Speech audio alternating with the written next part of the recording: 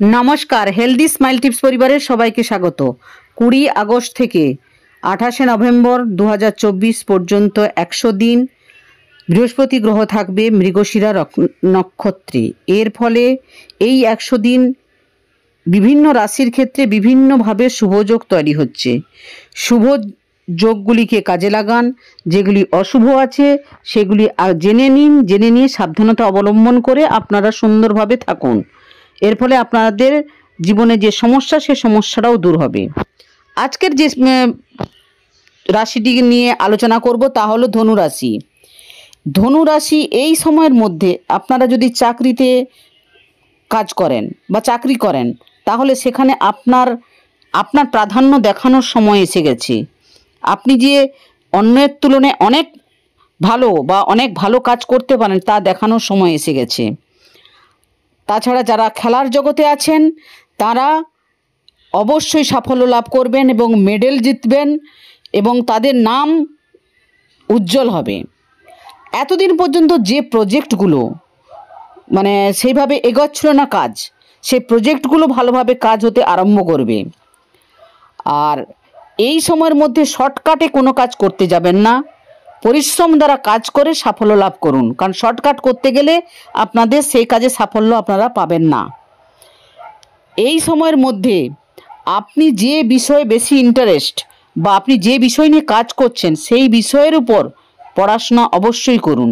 করলে সেই জ্ঞান আপনাকে পরবর্তী জীবনে অনেক উন্নতিতে নিয়ে যেতে সাহায্য করবে।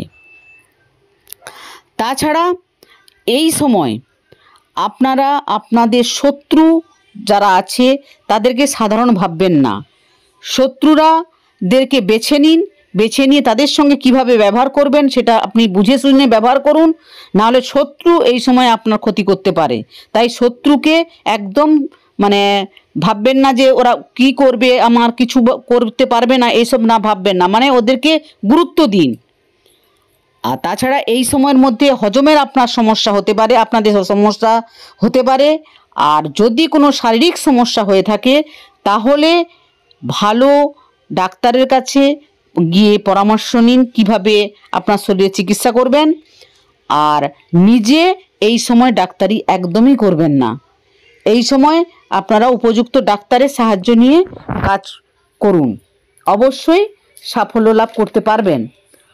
আর এই সময়ের মধ্যে আপনারা এই সময় যাতে আপনার জীবনে ভালো কিছু ঘটায় বা ভালো সাফল্যগুলো যাতে না আটকে যায় তার জন্য আপনারা এই 100 দিনের মধ্যে যতগুলি অমাবস্যা বা পূর্ণিমা আসবে ওই সময় গরিব দুঃখীদেরকে চাল, ডাল, আটা, চিনি, গম এইসব দান করুন।